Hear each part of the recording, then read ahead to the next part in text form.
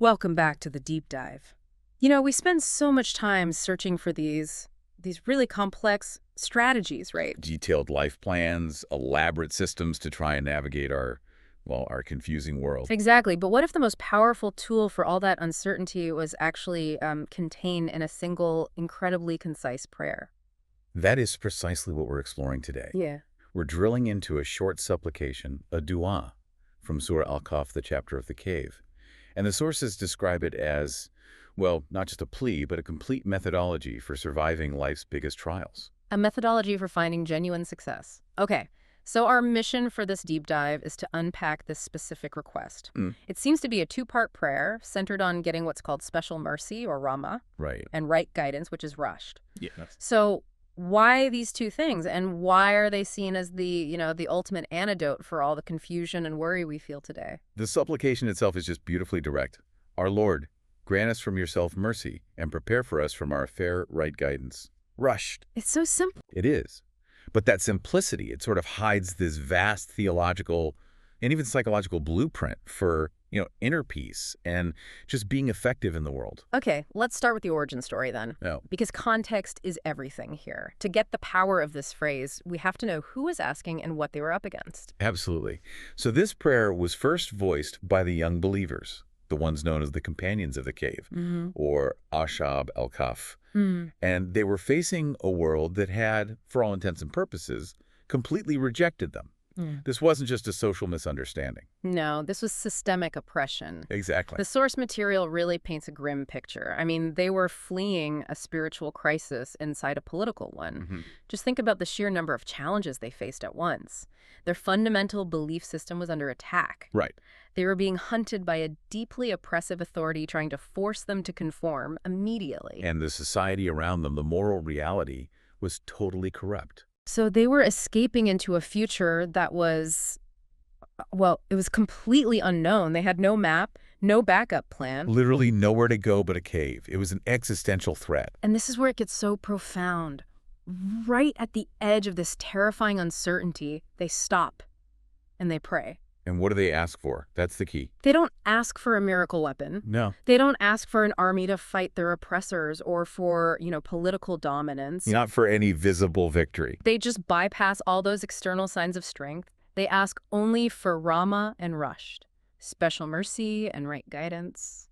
And this choice, right there, is the core of the wisdom we're talking about today. It is. They understood, somehow, intuitively, that in a moment of crisis like that, the real battle isn't fought with swords. The real battle is internal. The real struggle is keeping the integrity of your inner self and just making the right decision about where to go next. So true success, what the sources call nausea, it's achieved through divine alignment and wisdom. Not through mere worldly strength or force. That completely reframes the whole idea of power, doesn't it? It really does. We tend to think that if we just get more resources or if we just fight harder, we'll win.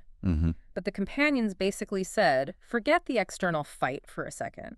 Stabilize our interior and point our feet in the right direction. And that turned out to be the ultimate strategic choice. It's a very subtle shift, but it's absolutely critical. So true power, when you're facing that kind of confusion or threat, is really about the resilience of your inner state and the correctness of your decisions. That's it. If your heart is stable and your compass is accurate, the chaos on the outside, it matters a lot less. The response they got just shows how effective that priority was.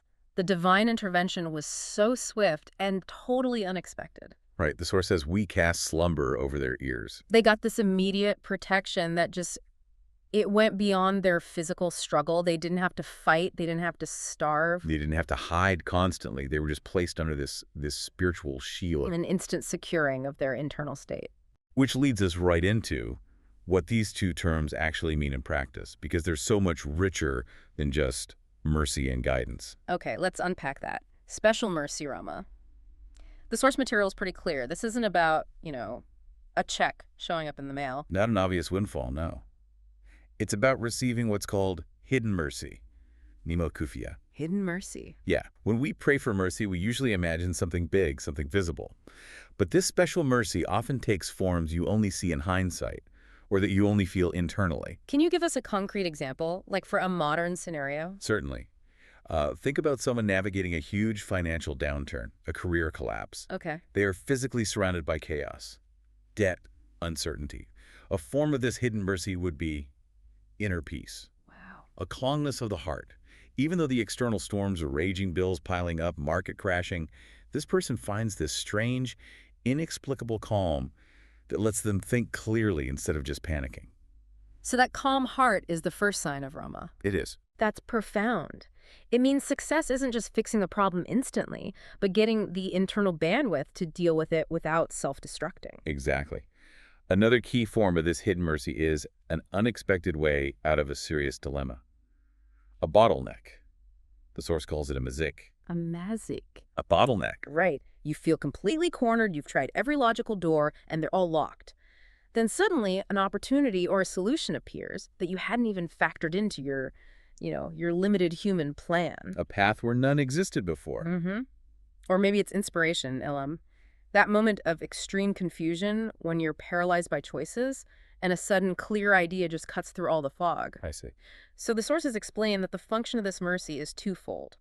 It actively works to repair the interior, fortifying your psychological and spiritual state. Making sure you stay sound. And at the same time, it works to soften the exterior. It gently shapes the circumstances around you to make them more manageable or less destructive. So it's like preparatory work being done by the divine before you even take your first step. That's a perfect way to put it. So if Rahmah stabilizes the interior, it heals the heart and gives you that foundation of peace, then right guidance or rushed, that's the perfect complement. It directs your feet. It gives you clarity of sight. It's the action item that comes from a place of peace. That is a very accurate synthesis, yes. Rushed is focused entirely on guiding you through those crucial high-stakes decisions. And as modern people, we rely so heavily on our own logic, right? Pros and cons lists, consulting experts. All those fast-thinking models. And those are useful means. They're good first steps. They're excellent starting points. Yeah. But the sources are firm on this. On their own, they are insufficient. Insufficient. They have to be saturated or sort of imbued with divine mercy and this higher level of right guidance to really lead to the best outcome. I want to push on that a bit because I know people listening are facing decisions where they have done all the logical due diligence, they've crunched the numbers, gotten advice, and they still feel stuck. So why isn't good logic enough? Because our logic is limited by what we can perceive. Right. By our past experiences. We can only plan for the variables we can see. Okay. Rushed gives you the vision to see the variables you cannot see. It provides foresight and alignment. The certainty that this path, even if it looks counterintuitive on paper, is the one that aligns with your highest benefit. Ah, I see. So without that infusion of guidance. Without it, the best human logic can accidentally lead you straight into a trap. Just because you couldn't see the consequences 6 months down the line. So the request for rushed is less about getting an answer and more about getting the correct frame of mind and the alignment to choose the right path. It's the difference between, say, navigating a foggy highway with your high beams, that's human logic, Right. and flying over the whole terrain with satellite vision. That's rushed. That is a powerful analogy. Okay, let's shift to the crucial application section.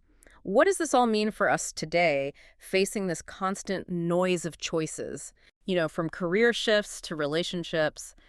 How does a prayer from a literal cave apply to the metaphorical cave of information overload we live in? Well, the modern world is a constant fitna, a trial of overwhelming complexity. The power of this supplication is that it acts as both a filter and a focus. The sources describe these far-reaching effects on daily life. Okay, tell us specifically, how does this work practically? First, it's a shield. It does more than just help you choose between option A and B. It shields you from even considering the truly poor decisions that would have been ruinous. Oh, wow. Think of all the bad ideas, the bad investments, the toxic relationships you were tempted by.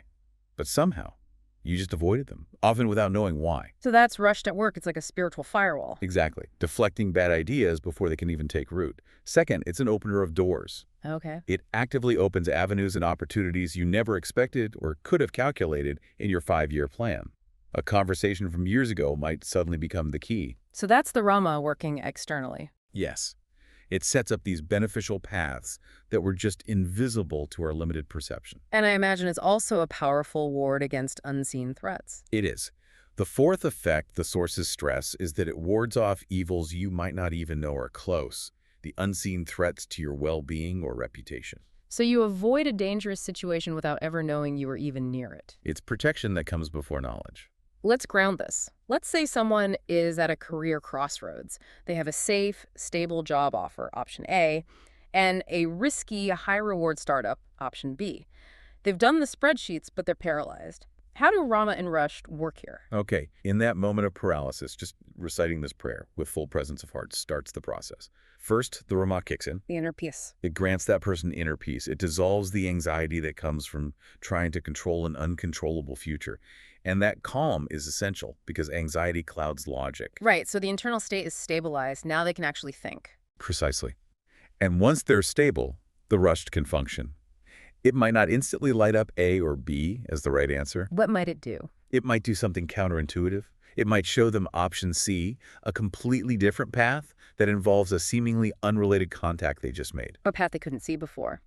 Or it might just confirm option A, the safe one, but infuse that decision with a peace that goes beyond their fear of stagnation. It guides them not just to the outcome, but to the right process for them. Which leads to the main recommendation for all of us then. Yes, this supplication is recommended as a daily recitation, a werd, or a constant companion, or rafik. So it's not just an emergency prayer, it's more like spiritual maintenance. Why is that daily consistency so important? Because it builds a habit of reliance, not just reaction. By reciting it daily, you're constantly reminding your heart and mind that ultimate wisdom comes from a source beyond your own finite capacity. It keeps the channels open. It keeps the channels open for that hidden mercy and right guidance to flow continuously, even in the small decisions. And the quality of the recitation is paramount, isn't it? It can't just be a mechanical repetition. Oh, absolutely crucial. Yeah. The recitation has to be made not just with the tongue, but with the full presence of the heart and the mind, coupled with a profound surrender. It's an acknowledgement that your logic, your plans, your strength, they're all finite. And you require a higher alignment to truly succeed. It's the ultimate statement of humility. So to bring this all full circle, this simple, short duha from the Companions of the Cave, it really acts as a symbolic key. A key for anyone trying to escape the narrowness of the world, that feeling of being cornered or overwhelmed, and step into the vastness of God. It truly is a spiritual tool that is perfectly calibrated for an age of perpetual uncertainty. It's for anyone whose doors feel closed or who is just lost and confused about the path forward. And it covers both needs. That internal stability from special mercy and the external wisdom from right guidance. The dual need, exactly. What a remarkable insight. How such a simple prayer can hold such a robust utility in our complex lives. We've seen how it provides that foundation of inner peace, which is the prerequisite for outward wisdom. Giving us the right map for the most difficult terrain. Right. And the source material offers one final provocative thought. Every cave you seek for safety, every moment you're desperately searching for the right path or for light, is worthy of being opened with this specific prayer. So we want you to identify the specific narrow place, the bottleneck, or the difficult decision in your own life right now that feels overwhelming. That exact moment. That is the exact moment that requires this immediate infusion of wisdom and mercy. So ask yourself, what decision are you trying to force just with your limited human logic, when maybe the true path requires a surrender to and a request for this higher right guidance?